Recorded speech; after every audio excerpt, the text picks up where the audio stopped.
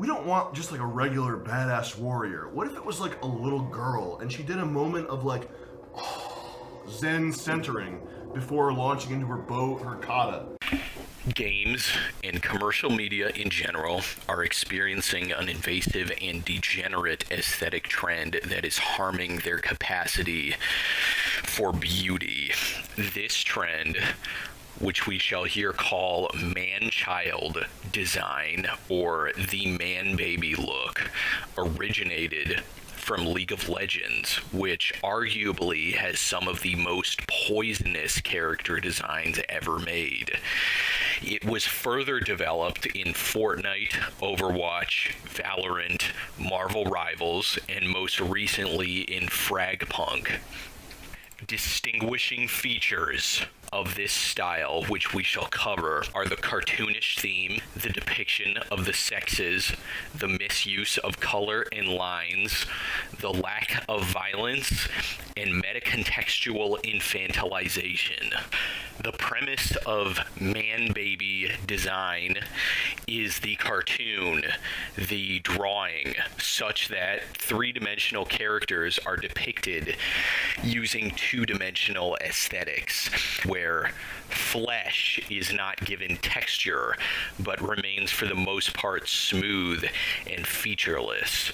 On a deeper level, where it is claimed that these designs are inspired by anime directly. What were you guys aiming for with the look and feel of the game? So the look and feel of the game is that mashup, almost Pixar meets anime. This is false, as we can see by actual translations of anime to the medium of video games in the Japanese market.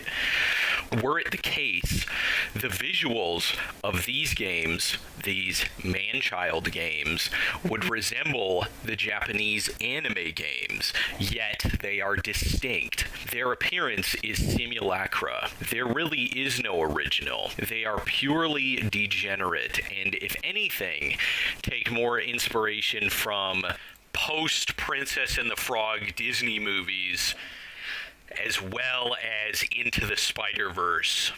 They do not take inspiration from actual anime because they look nothing like it. And one of the reasons this is, and this is supplementary, is that they just feature too many lines, which goes against the cost mindset of limited animation present in anime.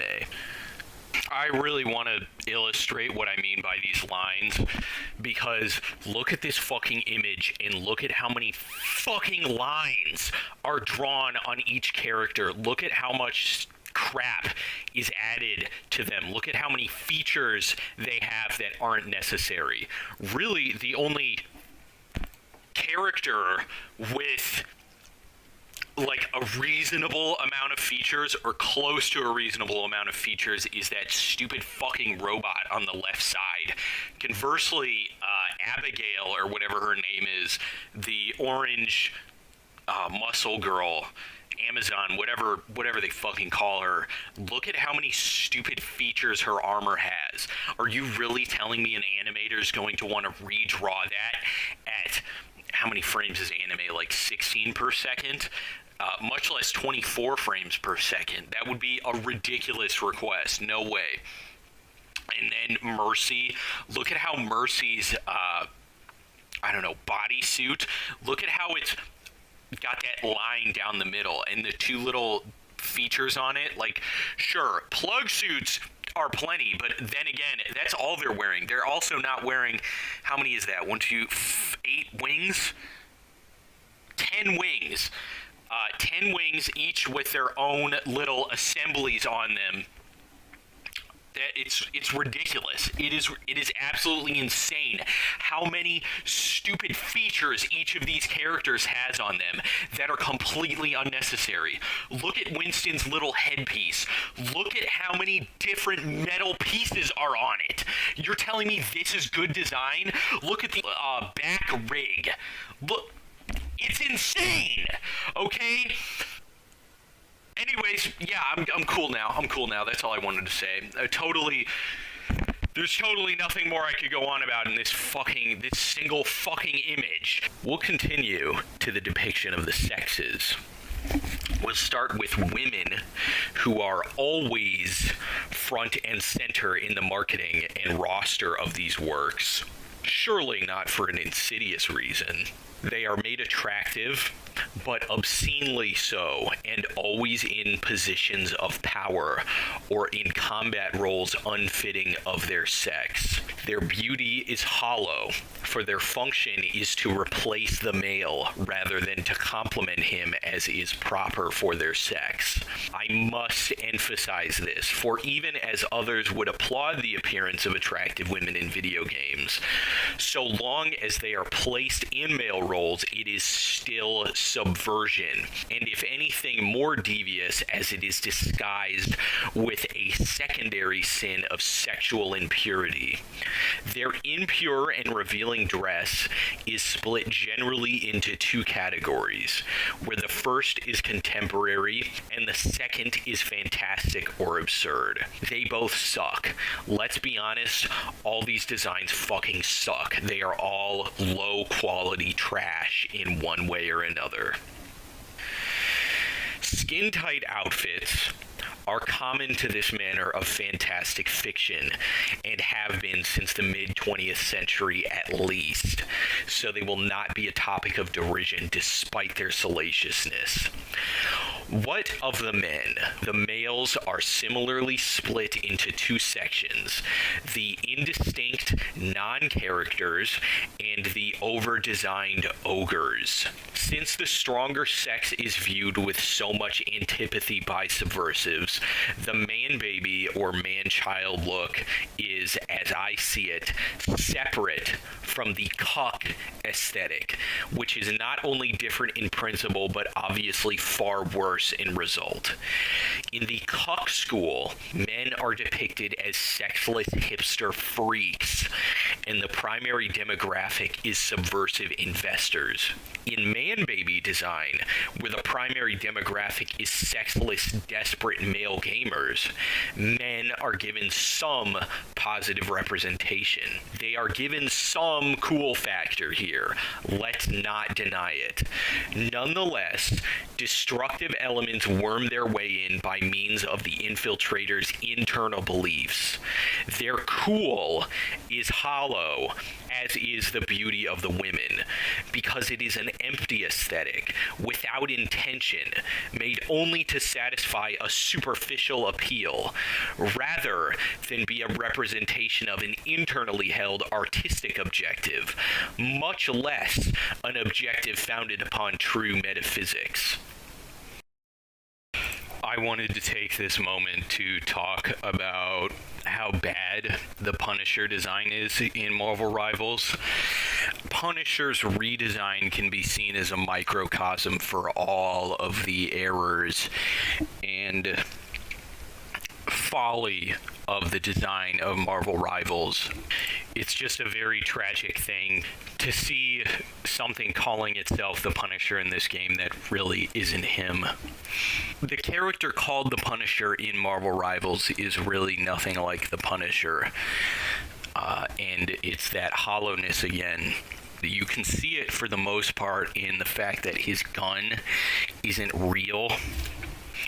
That's not to say that, you know, the setting is science fiction, so he can't have some kind of science fiction gun.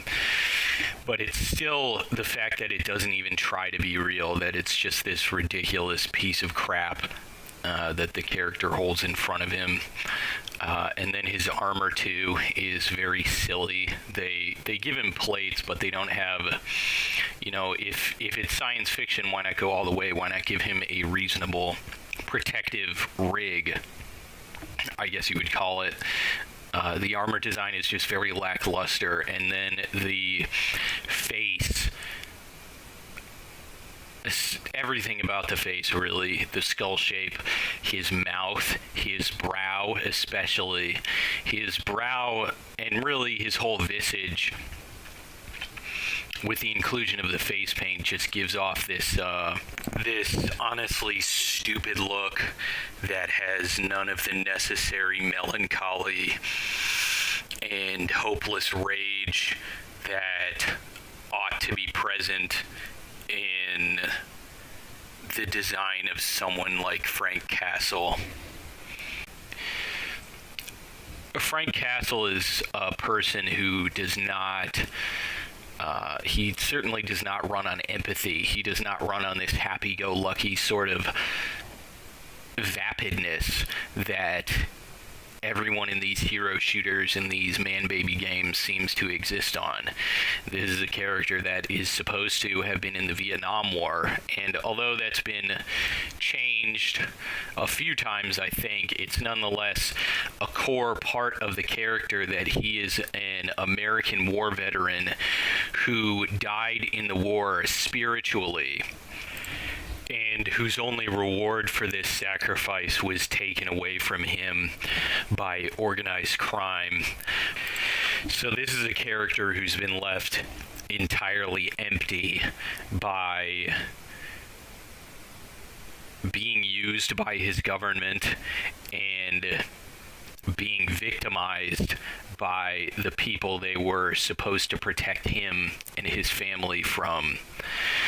But of course, you can't really be hollow. You can't really be someone who's lost something unless you've had something. And being as it is that substance is so anathema to man-baby design, this character could never embody that, no matter what they did, unless they entirely threw away the premise of the design for the game. So this character just ends up being completely and utterly aesthetically and artistically destroyed by his inclusion here, his being forced into a place he doesn't belong.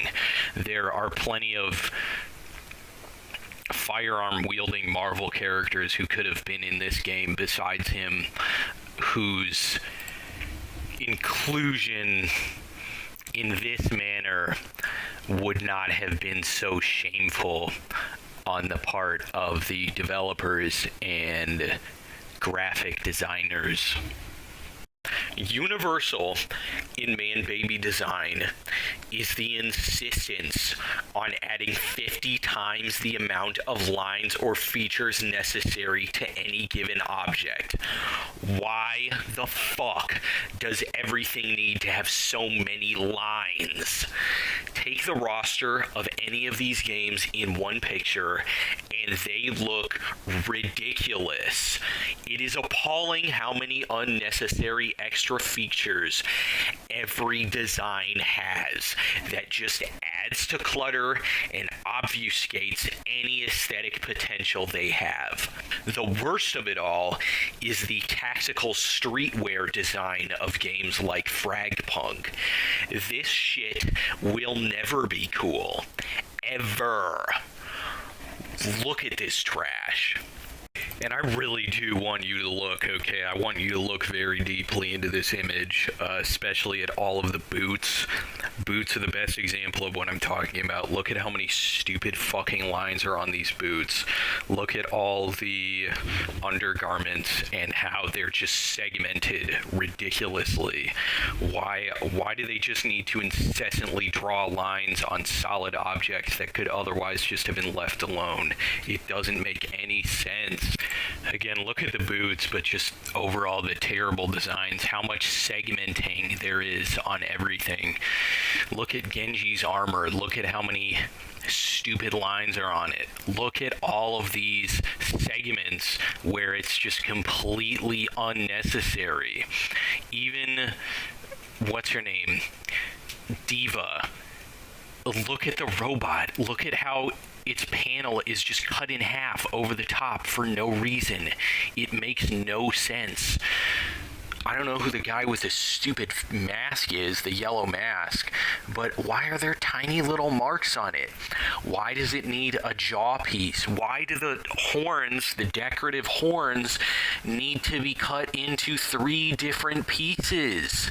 Why does... I mean, where do I even go from here? There's so much just crap. How do I even start? It's insane. It is absolutely insane. Again, keep looking at the boots. Just look at the boot design for all of the armored characters and how ridiculous it is. Look at the blue guy's glove, the blue guy with the orange sash. Look at his gauntlet. Look at how many stupid fucking pieces are on it. Why? Why do they do this? It makes no sense. This is also an excellent time to really piss people off and illustrate why the Praetor suit is such a bad design in comparison to Doomguy's original gear. First of all, I want to talk about how terrible the leg design is. He's got little stick legs. He's got little stick arms too, in comparison to the torso, which itself isn't even that broad-shouldered. It's just a very, oddly diminutive look for Doom Guy. He's called Doom Slayer, but we're going to call him Doom Guy, because that's what he fucking is. But look at how many parts the Praetor suit has on it. Look how even the solid green parts are broken up into little silly segments. And look how the solid green parts that aren't broken up into little silly segments, like the chest piece, have all sorts of stupid fucking lines and little unnecessary details and indents on them. Why is that shit there? All it does is make your design look cluttered, ugly, and obfuscated. The hands, second of all, are also completely out of proportion. If it's a fucking power suit, just give him big gauntlets, okay? Don't make him look fucking stupid like this. If you look at Doomguy's original design, his hands are actually reasonably sized, and yes, it is pixels, it's a sprite, but you can tell his legs also taper. You can tell that there is a reasonable distribution of muscle, of mass about Doomguy's image. Meanwhile, the Praetor suit makes him look like a fucking clown with little stubby toes and little tiny stubby fingers that make him look like a bitch. And also the stupid underwear. I think they tried to do some kind of Master Chief thing with him here, but it didn't fucking work. So now he just looks like a guy in black underwear with all these stupid green pieces strapped to him. Even this pose is just not flattering. This is really the armor you want to give the flagship guy, because Bethesda is running on Doom, basically. All their other games suck, and they know it. But this is what they made their flagship guy look like. This redesign is just utter crap from every perspective. Oh my gosh, I just noticed that terrible part, the terrible fucking armor collar. Oh, that's awful. All of this is awful. The secondary aspect of this critique is the color. Every man-baby game has no idea what colors actually look good. There is never cohesion or maturity to the palettes of these games, most obviously in their overuse of annoying neon and explosively bright, saturated tones. This shit is not cartoonish in nature, because actual cartoons, in the past at least, were able to use a broad range of hues without making your eyes melt. What is this crap? Man-baby games lack true, gritty, gory, bloody violence. On a deeper level, the violence of man-baby games lacks violence. It lacks gravity. There is no bloodshed. There is no real killing going on here. It is not treated with the substance that is necessary for games of this nature. It is essentially sanitized. Bloodshed without blood. It is something meant to operate as a system of mental control for another purpose.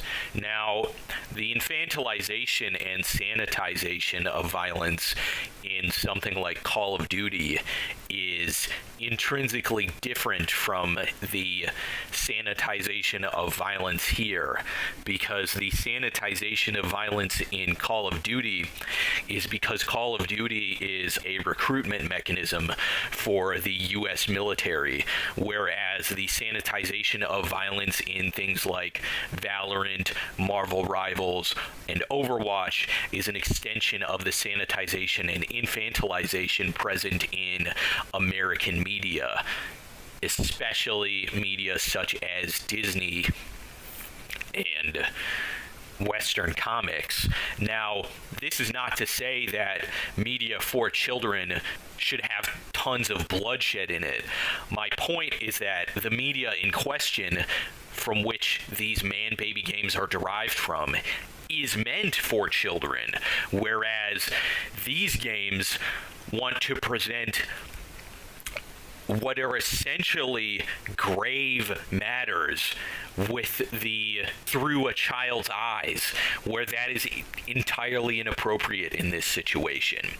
Were it something like the narrative of Frozen or Tangled, it would be completely appropriate to sanitize and essentially surgically remove the gravity of the violence there. But in these cases, it is entirely incorrect, because this media is for adults. It is for grown-ass people. It doesn't make sense. Well, it does make sense if you are trying to infantilize and generate a dependence, a psychological dependence specifically on this media among your purchasing demographic. But to actually make media that is cool, much less media that is substantial, to make actual art, you will need to treat grave matters gravely. And this is a problem with American media in general, and really with a lot of media, going all the way back to, Steven Spielberg movies and shit like that. Just that kind of crap that, yes, it is very visceral, and ultimately it is presenting something that is not true, something that is Hollywood garbage. And in this case, I would argue it's much, much worse, because even as Steven Spielberg presents something with garishness that it actually has, these games try to take that away. And that's where the infantilization, the man-child property of them comes from. This isn't to condemn games that aren't violent, but to say that if the premise of a game is action and there is violence, that violence should be violent. The lack of violence is a lack of boldness on the part of the developers, capitulating to investors who need to sell microtransactions to man-children who are averse to these depictions of brutality. They've reduced headshots from explosions of blood and gore, or the life-ending sharp crack of a helmet struck by a Desert Eagle's bullet, to little jingles and snarky quips, which is disgusting.